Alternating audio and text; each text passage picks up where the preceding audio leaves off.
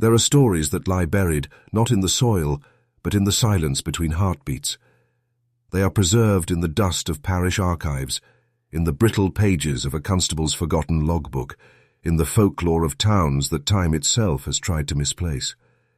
These are not tales of triumph or salvation. They are anatomies of dread.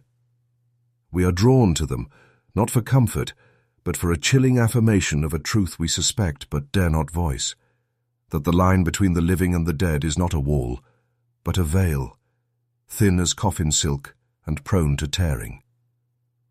The story we are about to exhume is one such tear in the fabric of what is known.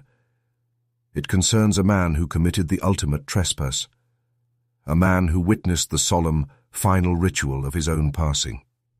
This is the account, pieced together from the fractured memories of those who were there. The bell of St. Giles in the Fen did not so much ring as it did weep. Each doleful clang was a leaden weight dropped into the soul of the village of Grey Marrow, a sound that seemed to physically thicken the perpetual mist clinging to the ancient stones of the church. It was a sound of finality, of a door being bolted shut against a life now concluded.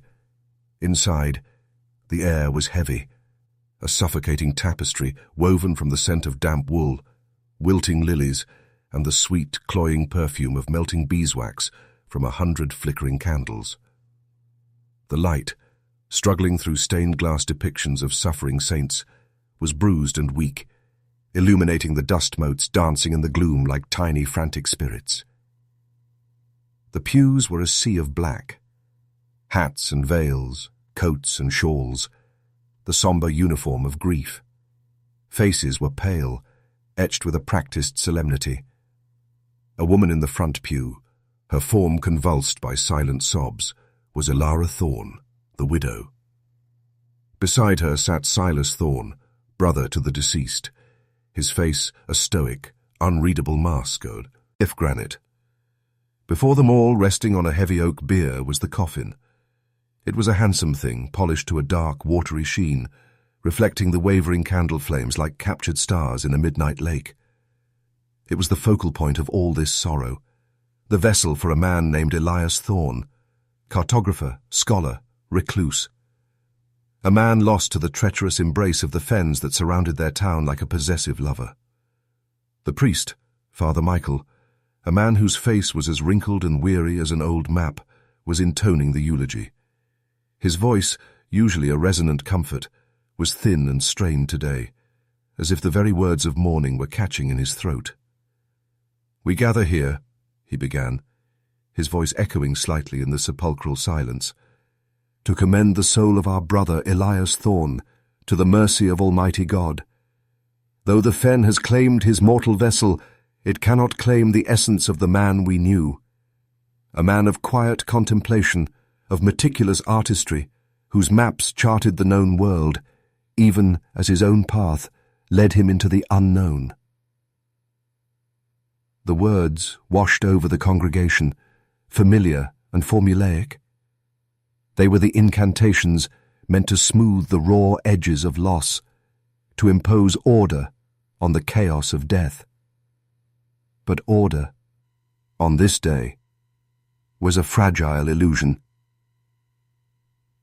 It began at the back of the church. The great oak doors, scarred by centuries of weather and worry, had been left slightly ajar, a silent invitation for any latecomers to slip in unnoticed. Through that gap, a sliver of the grey, unforgiving daylight cut through the candle-lit gloom, and into that sliver of light a figure stepped. He was a wraith, tall and gaunt, his clothes little more than mud-caked rags hanging from a skeletal frame. His face was a mask of hollowed-out cheeks and sunken eyes that burned with a feverish, disoriented light. His beard was matted and wild, his hair a tangled mess of leaves and twigs. He looked like a man who had clawed his way out of the very earth, a creature of the fen itself, drawn by the mournful sound of the bell. He stood there for a long moment, leaning against the cold stone of the narthex, his breath coming in ragged, shallow gasps. He blinked, his eyes struggling to adjust to the dim, sacred light after an age spent in darkness. He saw the rows of black-clad figures, their heads bowed. He saw the flickering constellation of candles. He saw the priest at the pulpit, his hands resting on the great Bible. And he saw the coffin, the handsome, polished box that stood at the center of it all. A small boy in one of the back pews, fidgeting with the tassels of his mother's shawl, was the first to see him. The boy's eyes went wide, his mouth opened in a small, perfect O of astonishment, but no sound came out. He tugged frantically at his mother's sleeve, pointing a trembling finger. She turned, an expression of mild annoyance on her face, which then froze into a rictus of pure, uncomprehending shock. She did not scream. The sight was too impossible for a scream. It was a moment of cognitive schism, a break in the fundamental laws of reality. Her sharp, strangled gasp was a stone dropped into the quiet pool of mourning. Heads began to turn. A ripple of confusion spread through the pews, a murmur that grew from a whisper to a collective hiss of disbelief. The sound was like dry leaves skittering across a tombstone. Father Michael, sensing the disruption, faltered in his eulogy. He paused, lifting his head from his text, his brow furrowed with clerical impatience. His eyes scanned the congregation, following their gaze to the back of the church, to the spectral figure framed in the doorway. The priest's face, already pale, turned the color of bone china. The Bible slipped from his trembling fingers, landing on the pulpit with a soft, definitive thud that echoed through the now silent church, like a gavel of doom. The figure in the doorway took a hesitant, shuffling step forward, and then another. His boots, caked in the dark, peaty soil of the fen, left damp, messy prints on the ancient flagstones. He moved with the slow, unsteady gait of a man learning to walk again. As he drew closer, moving out of the shadows and into the fuller, albeit dim, light of the nave, the whispers died, replaced by a thick, suffocating silence, a silence filled with the frantic pounding of 200 hearts. For the face of the ragged man, the ghost who had shambled in from the mists, was no stranger. It was weathered, starved, and haunted by some unspeakable ordeal. But it was undeniably, impossibly, the face of Elias Thorne. He walked past the pews filled with his friends and neighbors, their faces a gallery of horror, awe, and superstitious fear. He saw the baker clutching his wife's arm as if to ward off an evil spirit. He saw the blacksmith, his powerful hands clenched into white-knuckled fists. He saw the town constable, a man of rigid order, whose jaw hung slack with utter bewilderment. Elias did not seem to fully register their terror. His gaze was fixed, locked onto the front of the church. He walked towards his weeping wife, his stoic brother, and the polished wooden box that was meant to house his earthly remains. He stopped just before the bier, his shadow falling across the lid of his own coffin. He looked at his wife, Ilara, whose sobs had ceased, replaced by a breathless, terrified hope. He looked at his brother, Silas, whose composure had finally shattered, revealing an expression that was not joy, but something far darker and more complex. And then Elias Thorne, the man who was meant to be dead, lifted a trembling, mud-stained hand and pointed a finger at the coffin. His voice, when it finally came, was not a human sound. It was the dry, rasping crackle of a dead branch breaking, a voice unused to speech, a voice that had forgotten its O and sound. "What?" he croaked, the single word scraping his throat raw. "Is the meaning of this?" The question did not ask for an answer. It was an accusation against reality itself. The funeral for Elias Thorne had been interrupted by its guest of honor. And in that moment, for the people of Grey Marrow, the world ceased to make sense. The weeping bell outside fell silent, as if even it was holding its breath, and the true horror of the day began. To understand the ghost, one must first understand the man. And to understand Elias Thorne, one had to understand Grey Marrow on the Fen, the town that had both shaped and, in its own way, buried him long before this day. Grey Marrow was not a place one arrived at by accident. It was a place one was either born into or sought out for reasons of deliberate isolation. It huddled on a rare spit of solid ground, a lonely island in a vast, waterlogged sea of peat, reeds, and sucking mud, known simply as the Great Fen.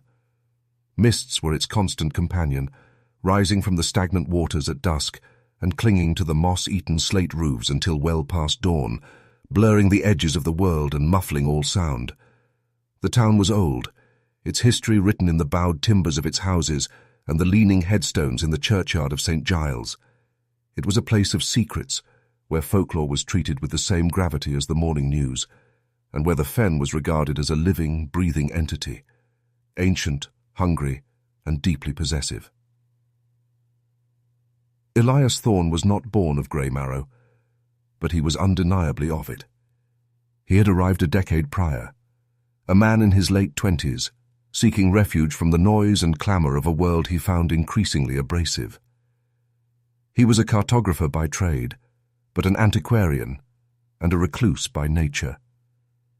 He bought the old scriptorium on the edge of town, a stone house that had once belonged to a long-dead order of monks who had tried and failed to map the ever-shifting waterways of the fen. The house suited him. It was a place of shadows and silence, smelling perpetually of old paper, leather bindings, and the faint, sweet aroma of the pipe tobacco he perpetually smoked. His life was one of quiet, ordered solitude. His days were spent hunched over vast sheets of vellum, his hands, surprisingly steady and delicate for a man of his height, guiding a raven quill pen with painstaking precision. He was not mapping new continents or charting celestial bodies. His obsession was the fen itself. He believed it was not a static landscape, but a place of constant, subtle flux. He was compiling what he called his Fen Atlas, a work of impossible ambition, attempting to document every forgotten watercourse, every treacherous mire, every half-sunken stone ruin that lay hidden within the mists. His study was a controlled chaos of charts, astronomical tables, historical texts, and strange, esoteric treatises on ley lines and water memory. He was, in the town's parlance, a fen-touched man, one who heard the whispers of the marsh that others chose to ignore. His marriage to Ilara was a source of constant, gentle surprise to the townsfolk. She was a Grey Marrow native, a woman of quiet, resilient beauty, with eyes the colour of the winter sky, and a spirit as calm and deep as a fenland pool on a windless day. Where Elias was lost in his abstract worlds of ink and parchment, Ilara was grounded, her hands always busy with the tangible realities of life, tending her garden, mending clothes, baking bread that filled the old scriptorium with a warmth it had not known for centuries. They were a study in contrasts that somehow created a perfect, harmonious whole. She did not seek to draw him out of his shell, but rather she entered it with him, creating a shared sanctuary. She was the anchor that kept his scholarly vessel from drifting away entirely into the mists of his obsess. Ion. Her grief, witnessed by the town in the weeks following his disappearance, was a profound and desolate thing, a silence that was louder than any wail. Then there was Silas, Elias's younger brother. Silas was the opposite of Elias in nearly every way. Where Elias was tall and introspective, Silas was shorter, broader, a man of commerce and practicality. He was a dealer in lumber and stone, a man who saw the world in terms of weight, volume, and profit. He would visit Grey Marrow a few times a year, his presence always a boisterous intrusion into the quiet life of the scriptorium. He would clap Elias on the back, his laughter echoing uncomfortably off the book-lined walls, and tease his brother about his dusty follies. He treated the fen not with the reverence of Elias, but with the dismissive pragmatism of an outsider, seeing it only as a soggy impediment to progress. His relationship with Ilara was polite, yet always carried a subtle undercurrent of tension, the friction of two fundamentally different worlds colliding. When Elias vanished, it was Silas who arrived to take charge, his practicality a sudden, sharp-edged comfort in the face of overwhelming, formless grief. He organized the search parties. He dealt with the constable. He was the one who, with a heavy heart and a clear eye, argued for the necessity of a memorial service, for the finality that would allow them all, especially Elara, to begin the painful process of moving on. This was the life Elias Thorne had left behind. A life of quiet, scholarly pursuit, anchored by a deep and abiding love. A life lived on the very edge of a wild, ancient landscape that he both revered and sought to understand. He was a man defined by his boundaries, the walls of his study, the edge of the town, the treacherous borders of the great fen. He had built his world with the same precision he used to draw his maps, a delicate and intricate construction of habit, love, and obsession. And it was this meticulously constructed world that had been shattered, first by his absence, and now even more violently by his return. The man who stood trembling in the Isle of St. Giles was a monstrous parody of the scholar who had left. The ordered mind was gone, replaced by a wild, terrified confusion. The quiet, gentle husband was a horrifying spectre. He had not simply returned home. He had breached a wall between worlds. He had walked out of his own meticulously drawn map and into the terrifying, uncharted territory of his own death. And in doing so, he brought the chilling, miasmic air of that other place back with him, into the sacred silence of the church, into the heart of the life he had left behind. Death, in a place like Grey Marrow, rarely arrived as a sudden, violent guest. It was more often a slow, creeping visitor, its approach heralded by the rasp of a winter cough, the wasting of a long illness, or the slow surrender of old age. But the fen offered a different kind of ending, a death that was swift, silent, and absolute, a death of disappearance. To be taken by the fen was to be erased. It was a fate whispered about in hushed tones by the fire, a story used to frighten children into staying on the marked paths. The fen did not just kill, it consumed. It swallowed people whole, leaving behind nothing but a ripple in the dark water and a void in the lives of those left behind. The disappearance of Elias Thorne began as all such stories do, with a simple, mundane departure. It was a Tuesday in late autumn, the air crisp with the promise of frost. The sky was a sheet of pewter, and the fen was in one of its rare, tranquil moods. Elias had announced his intention to venture into the Whispering Reaches, a particularly treacherous and little-known section of the marsh several miles to the north. He was on the trail of a rumoured causeway of sunken stones, a relic of a pre-Roman culture that he believed could be the key to understanding the fen's ancient hydrology. He was excited, his eyes shining with an academic fervour that Elara knew well. He packed his satchel as he always did, a waterproof oilskin pouch for his vellum, a set of drawing charcoals, a compass, a small flask of brandy, and a half loaf of Elara's bread. He kissed her goodbye at the door, a brief, familiar gesture that was freighted in retrospect with the unbearable weight of finality. "I'll be back before nightfall," he'd said, his voice confident. "The mists won't roll in until late." He smiled, turned, and walked away, his tall frame quickly swallowed by the grey landscape. He did not look back. Nightfall came, and he did not return. The mists, contrary to his prediction, had rolled in early, a thick, disorienting blanket of white that smothered the world. Elara waited, keeping a lamp burning in the window of the scriptorium, a lonely beacon in the oppressive dark. By morning, a knot of cold dread had tightened in her stomach. She went to Constable Barrow. Barrow was a man for whom the world was a ledger of facts and regulations.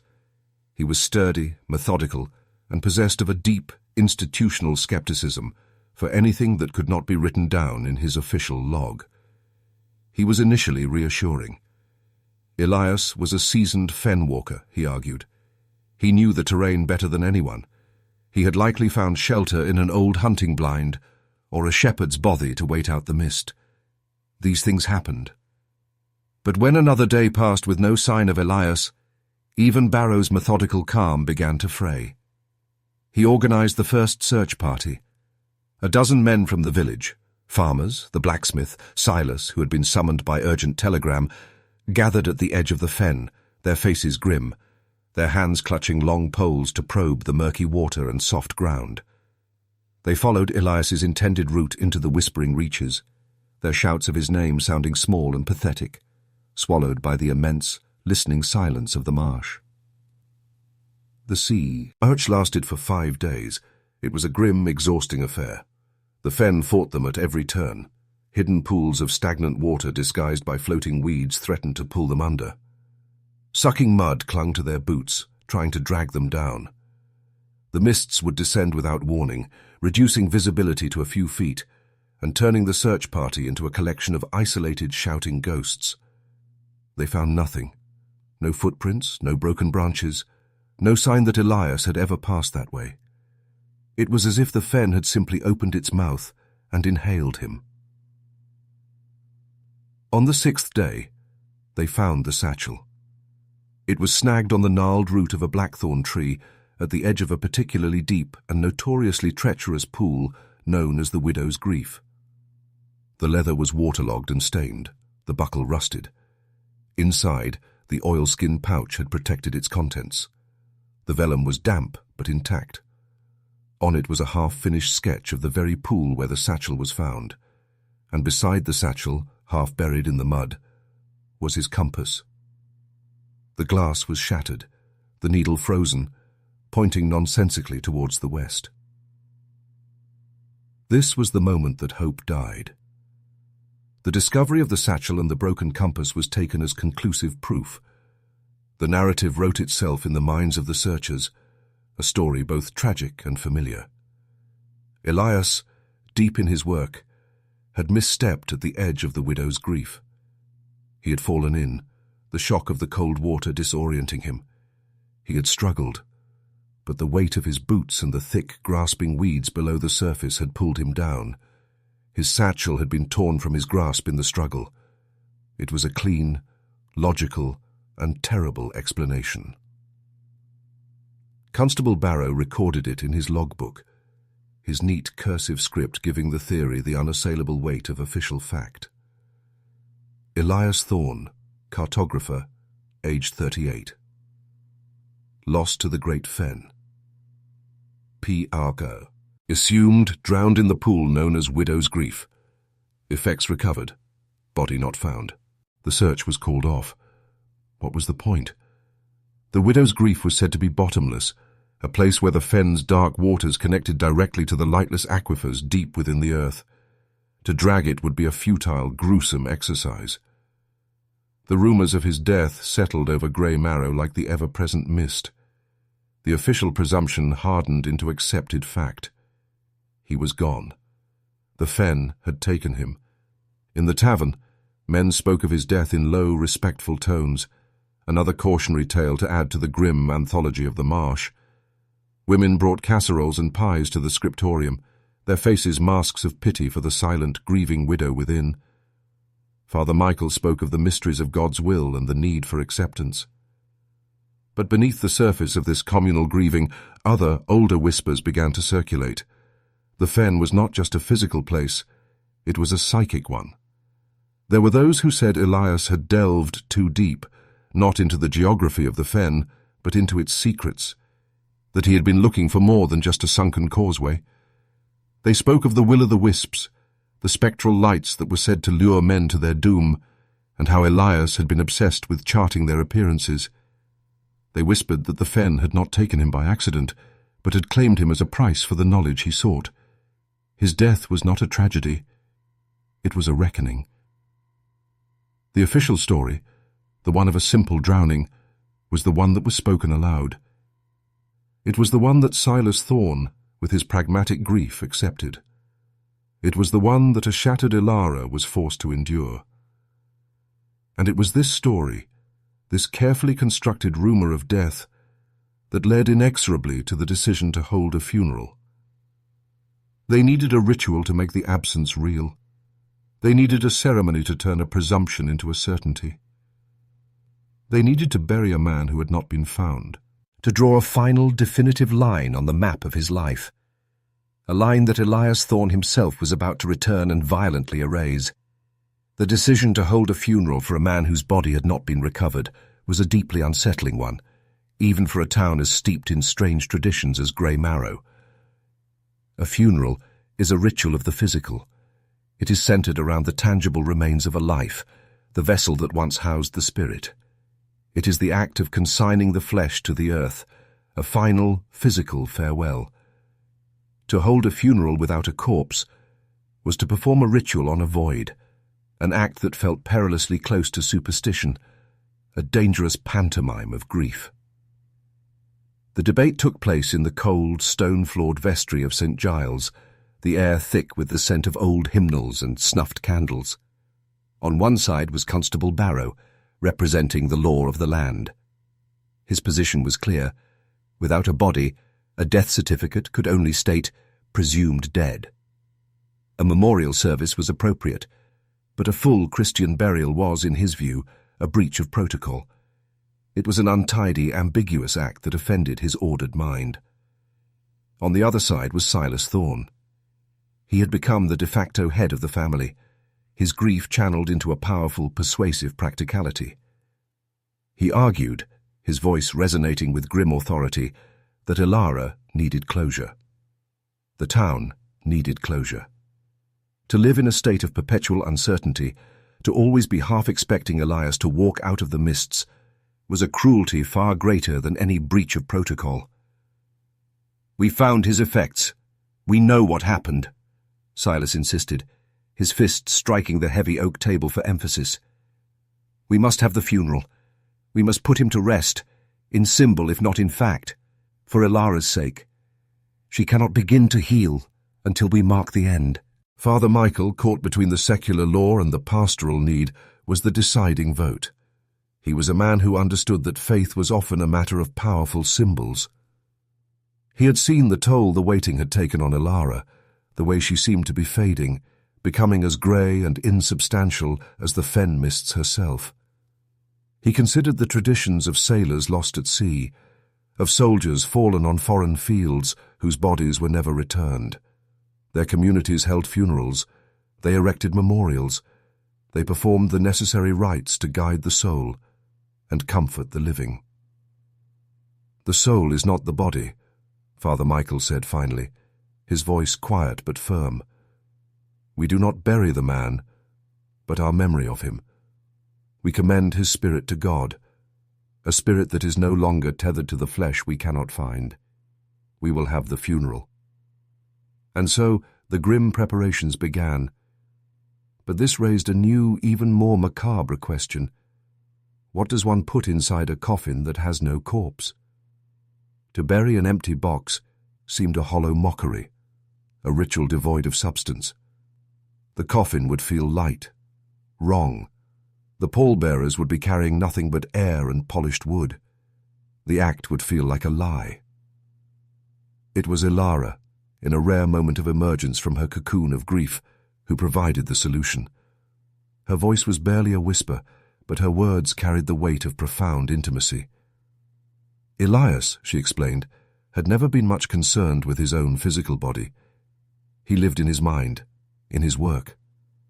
His true essence was not in his flesh and bone, but in the objects he had cherished, the tools through which he had interpreted the world. And so, they decided to fill the coffin not with a substitute for his body, but with the relics of his life. It became a strange and heartbreaking ceremony in itself, this gathering of his worldly essence. The day before the funeral, in the dusty, silent scriptorium, Silas and Ilara assembled the contents of the burial. First, they chose his magnum opus, the incomplete Fen Atlas. They laid the heavy, leather-bound volume in the center of the satin-lined coffin, its pages filled with his elegant, spidery script and intricate, unfinished drawings. This, more than anything, was the repository of his soul. On top of the atlas, they placed his tools, the raven quill pens he had so favored, their tips still faintly stained with India ink, his brass sextant polished to a dull gleam, a set of ivory rulers and calipers worn smooth by the touch of his hands. These were the extensions of his mind, the instruments that had translated his thoughts into tangible form. Then came the more personal items, a well-worn copy of Sir Thomas Browne's Urn Burial, a book Elias had read so many times its spine was soft as cloth. His pipe, its bowl still holding the faint scent of his preferred tobacco, and most poignantly, the broken compass that had been found at the widow's grief. This final object was placed in the centre, a grim testament to the cause of this ceremony, the symbol of his final, fatal disorientation. Silas, ever the pragmatist, added a small, heavy bag of stones gathered from the path outside the scriptorium. "For weight," he explained, his voice thick with an emotion he could not quite conceal. "It needs to feel right." When they were finished, the coffin was no longer an empty box. It was a time capsule, an ossuary of a life's work and love. It was heavy now, not just with the physical weight of books and stones, but with the symbolic gravity of all that had been lost. They were not burying Elias Thorne, the man of flesh. They were burying Elias Thorne, the cartographer, the scholar, the husband. They were interring his identity. The act was meant to provide comfort, to give a physical focus to an abstract loss. But it was a prose, foundly strange and unsettling ritual. It was an act of presumption, a declaration made on behalf of a man who could not consent. They were sealing away his life, closing the book on his story. In their attempt to create closure, they had built a tomb for his memory. They sealed the lid, and in doing so, they unknowingly created the perfect, horrifying stage for his resurrection. The coffin, without a corpse but filled with the very substance of his life, sat waiting in the dark church. A paradox, a question mark, a vessel awaiting the return of its rightful and impossibly living owner. While Grey Marrow was busy constructing the narrative of his death, Elias Thorne was trapped in a place outside of narrative, outside of time. His journey into the whispering reaches had indeed led him to the edge of the widow's grief. But the story the town had written for him, the simple misstep, the quick drowning, was a fiction born of convenience. The truth was far stranger and far more terrifying. He hadn't fallen into the pool. He had been studying the treacherous, moss-covered ground around it, sketching the strange patterns of erosion, when the earth simply gave way beneath him. It was not the sucking mud of the fen, but a sudden, violent fracture. He fell, not into water, but into darkness. A short, brutal drop of perhaps 15 feet, his fall broken by a bed of damp, mulching leaves and soft earth. His head struck something hard, a stone or a root, and the grey light of the fenland sky was extinguished, replaced by a profound, starless black. When consciousness returned, it was a slow, painful crawl back to awareness. He was in a small, subterranean space, a natural fissure in the limestone that lay beneath the peat, widened over centuries by seeping water. It was a forgotten place, a pocket of stillness sealed off from the world above. A faint, greenish light filtered through the hole he had fallen through, a hole now partially blocked by the clods of earth and roots his fall had dislodged. His satchel and compass were gone, likely flung from his body as he fell, landing at the edge of the pool to later become the false clues to his demise. His first sensation was pain, a searing agony in his left leg, and a dull, throbbing hammer behind his eyes. He tried to move his leg and cried out, a weak, pathetic sound that was swallowed by the enclosed space. It was broken. Badly. The realization washed over him with a cold, sickening dread that was worse than the pain. He was trapped. The days that followed blurred into a hellish, timeless fugue state. Thirst became his primary tormentor, a burning, rasping need that overshadowed the pain in his leg. He discovered that water, filtered through the peat and soil, dripped slowly down one wall of his prison. He would drag himself to it, licking the cool, earthy moisture from the stone, a desperate act that kept him alive. Hunger was a duller, more persistent ache. There was no food. His body began to consume itself. Time ceased to have meaning. There was no sun or moon, only the faint, shifting luminescence from the hole above, which told him of the passing of day into night. He drifted in and out of consciousness, his mind a feverish swamp of memories, hallucinations, and fragments of the esoteric texts he had studied. He saw faces in the patterns on the damp stone walls, Elara, Silas, his long-dead father. He heard whispers in the sound of the dripping water, convinced the fen itself was speaking to him, sharing its ancient, maddening secrets. He was no longer Elias Thorne, cartographer. He was a creature of the dark earth, slowly decomposing while still alive. What saved him was not hope, but a primal animal instinct, a stubborn refusal to be erased. After what felt like an eternity, it may have been 2 weeks or 3, he would never know for sure, the fever broke. The pain in his leg subsided into a manageable, throbbing protest. His mind, though fragile and scarred, cleared. He understood with a chilling clarity that to remain was to die.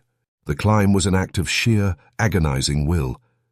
He used his belt and the tattered remains of his coat to fashion a crude splint for his leg. He clawed his way up the earthen walls, his fingers raw and bleeding, his broken leg dragging uselessly behind him, sending shards of pure agony through his body with every movement. He fell back countless times, sliding down into the darkness, only to lie there, gasping and sobbing, before beginning the ascent once more. Finally, his hand closed around a thick, firm root near the opening. With a final, guttural scream of effort that tore his throat, he hauled his emaciated body over the edge and collapsed onto the damp, blessed ground of the world of the living. He lay there for hours, his body trembling, the grey light of the sky feeling as bright and violent as a physical blow after so long in the dark. He was a skeleton draped in rags. The man who had entered the fen was gone, scoured away by pain and solitude. The thing that had emerged was something elemental, something stripped down to its very core. The journey back to Greymarrow was a waking nightmare. He did not walk. He crawled, he stumbled, he dragged himself through the marsh. He had no compass, no sense of direction beyond a primal homing instinct. He navigated by the feel of the wind and the angle of the weak autumnal sun. He ate roots and beetles, his civilized palate a distant, luxurious memory. He was a wild thing, a ghost haunting his own landscape. As he drew closer to the town, a sound reached him, carried on the damp air. It was a sound he knew well, but had never heard like this. It was the bell of St. Giles. But it was not ringing for Sunday service or for a wedding. It was tolling, a slow, mournful, heavy beat. A death knell. A cold, nameless dread, worse than anything he had felt in his earthen prison, seized him. Who had died? The sound pulled him forward, a grim lodestar guiding his final faltering steps. He emerged from the edge of the fen, a terrifying apparition of mud and bone, and saw the church. He saw the villagers in their black funereal attire making their way towards it. He did not understand. His mind, shattered and reformed by his ordeal, could not process the scene. He followed them, driven by a terrible magnetic curiosity. He moved like a sleepwalker, his body on autopilot, his mind floating in a sea of confusion. He reached the heavy oak doors of the church and pushed them open, stepping from the grey light of the fen into the candlelit twilight of the nave. He saw the coffin. He heard the priest speaking his name, and the last fragile pieces of his sanity threatened to disintegrate. This was a hallucination, a fever dream born of starvation. It could not be real. He was watching his own funeral. The bell was tolling for him, and in that moment of supreme, horrifying absurdity, the animal instinct that had kept him alive gave way to a flicker of the man he used to be, a man of logic and questions, and one question, above all others, burned through the fog of his confusion. a question that he would give voice to, a question that would shatter the world. When Elias Thorne spoke that single rasping question, "What is the meaning of this?" it was as if a spell had been broken, and a new, more terrible one had been cast. The silence in St. Giles curdled. It was no longer a silence of grief, but of absolute primal terror. For a suspended moment, no one moved. They were a congregation turned to stone, a tableau of disbelief. Then, the moment fractured, and a wave of raw, chaotic human reaction crashed through the church. Let us examine the faces in that wave, for in their expressions, the true horror of the story is revealed. This was not a moment of joyful reunion. It was a confrontation with the impossible, and each soul in that church faced it in their own way. Look first at Ilara. Her face, for weeks a mask of quiet, hollowed-out sorrow, was now a canvas of violent, contradictory emotions. When she first saw the figure, her mind registered only a threat, a madman, a vagrant who had wandered in from the fens. Then, as he drew closer, a flicker of impossible recognition ignited in her eyes. It was a hope so fierce and so terrifying that it was indistinguishable from madness itself. Her hand flew to her mouth, stifling a sound that was half scream, half sob. Her heart, which had felt like a cold stone in her chest for weeks, hammered against her ribs, a frantic prisoner. When he spoke her husband's name, in that ruined voice, the conflict on her face was agonizing. Was this a miracle, a divine act of restoration? Or was it a cruel mockery, a demon wearing her husband's face, a revenant clawed up from the greedy fen? She wanted to run to him, to touch him, to prove he was real, but she was rooted to the spot by a superstitious dread as powerful as her love. Her face showed the agony of a soul torn between heaven and hell. Now, turn to Silas, the pragmatist, the man of order. His initial shock was as profound as anyone's. His stoic mask disintegrated, his jaw slack, his face ashen. But as the seconds stretched on, his shock was replaced by something else, something dark and unreadable. A flash of what looked like anger? Or was it fear? Or guilt? His entire role for the past weeks had been to manage the finality of his brother's death. He had been the strong one, the one who made the hard decisions, the one who convinced a grieving community to bury an empty coffin. Now, that entire construction of certainty had been demolished by the very man it was built to contain. Elias's return did not just negate his death. It negated Silas's role as the grieving authority. A flicker of resentment, ugly and unwelcome, passed through his eyes. He saw not just his brother, but a problem. A ghost who had returned to shatter the new, grim order he had so carefully established. His face was the face of a man whose solid world had turned to smoke. Consider Constable Barrow. As a man of the law, he lived in a world of evidence and procedure. He had seen the satchel. He had seen the broken compass. He had written the report. These were facts, immutable and concrete. The appearance of Elias Thorne was not just a shock. It was a professional and personal affront. It was a declaration that his facts were wrong, that his investigation was a failure, that his carefully maintained ledger of reality was a sham. His face was a study in impotent fury and utter humiliation. He was staring at a living, breathing refutation of his own competence. He looked from Elias to the coffin and back again, his mind struggling to reconcile the two, and finding only a terrifying, logic-defying void. And Father Michael, the man of God. His faith was built on miracles of a certain kind, resurrections in ancient texts, the subtle workings of grace in the human heart. But this was not that. This was a raw, earthy, and horrifying resurrection. It was grotesque. The thing that stood before him, caked in mud and smelling of the grave, did not look like a man restored by God's mercy. It looked like something that had cheated the natural order, something that had crawled back through a door that should have remained forever shut. He clutched the crucifix that hung around his neck. a gesture that was less about faith and more about warding off evil. His face, which should have been a beacon of wonder, was filled with a holy terror. He was a shepherd whose flock was suddenly confronted by a lamb he had already commended to the slaughter, a lamb that had returned from the wolf's belly, trailing the scent of its own damnation. Finally, look at the faces of the townsfolk of Grey Marrow. Theirs were the faces of pure, unadulterated superstition.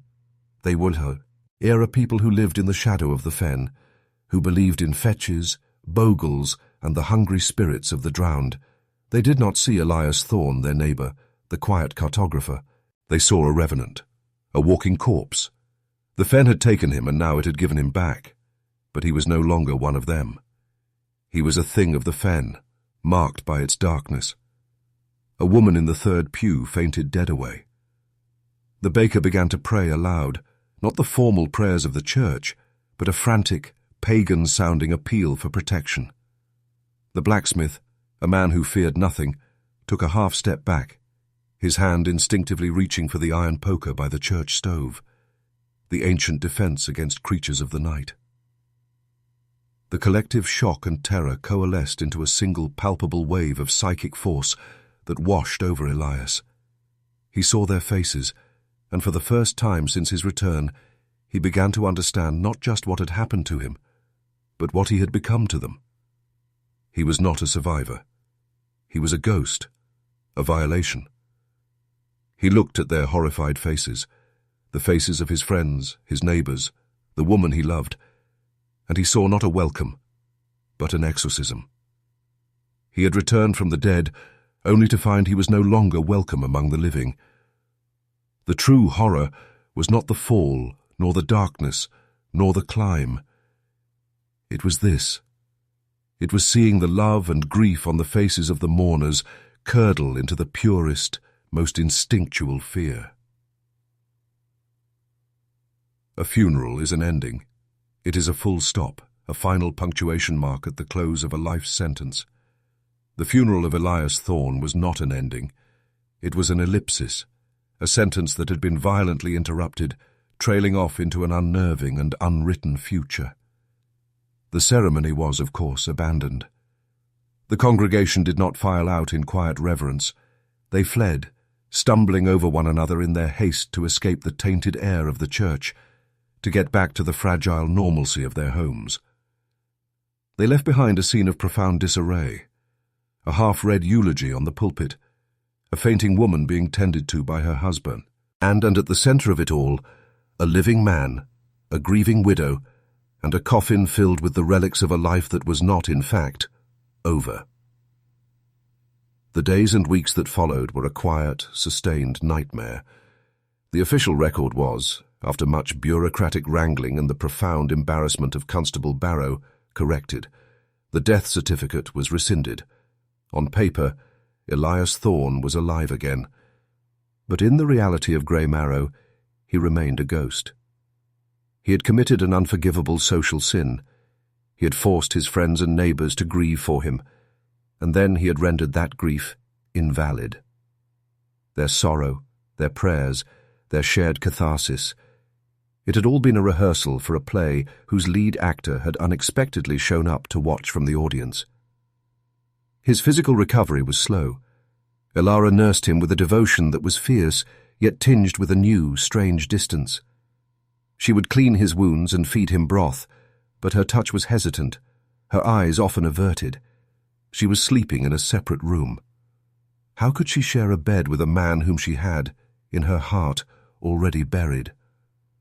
At night she would wake from nightmares of him climbing out of the wet earth, his hands cold, his breath smelling of the grave. She loved him, but a sliver of the terror from that day in the church had embedded itself in her heart, a shard of glass that could not be removed. Elias himself was a changed man, and not just physically.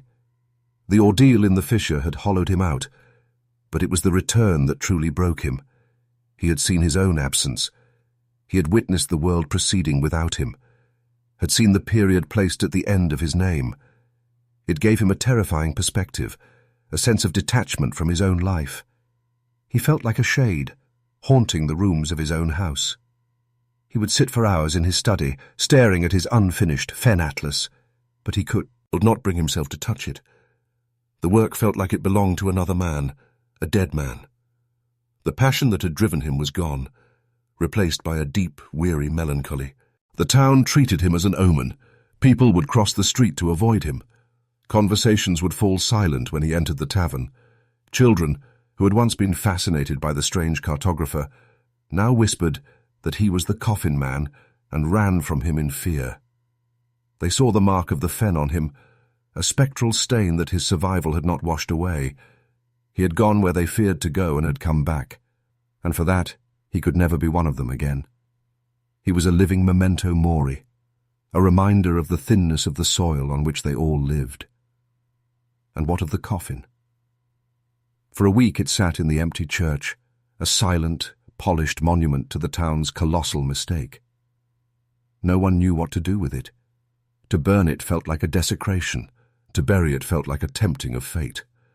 Finally, Silas, in one last act of pragmatic management before he fled back to the city, arranged for it to be brought back to the scriptorium. It was placed in the cellar, amongst the preserves and the winter apples, a dark oblong presence in the shadows. The relics of his life, his books, his tools, his maps, remained sealed within, a time capsule of a death that had been both real and illusory. Elias could never bring himself to open it.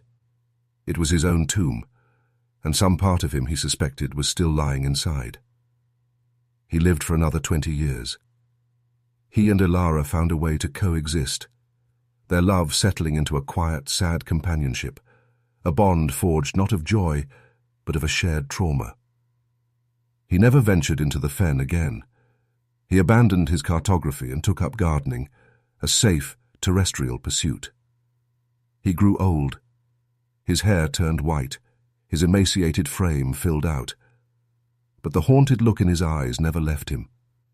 He became a local legend, a ghost story told while the subject was still alive. When he finally did die, of a simple fever in his own bed, the town held a second funeral for him.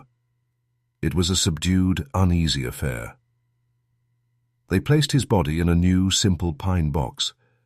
As they lowered it into the ground in the churchyard of St. Giles, an unspoken question hung in the damp air, a question that has lingered in the folklore of Grey Marrow ever since. Did Elias Thorne truly escape the fen that day? Or did the man who climbed out of that dark hole leave his soul behind, sending back only a shadow to live out his remaining years? Was his true death the moment the earth swallowed him, and his life afterward merely a long, strange echo? He had attended his own funeral and walked away, but the final unsettling question remains. Was the man they buried that second time the same one who had returned, or was he merely the ghost who had finally, after 2 decades of haunting the living, consented to lie down?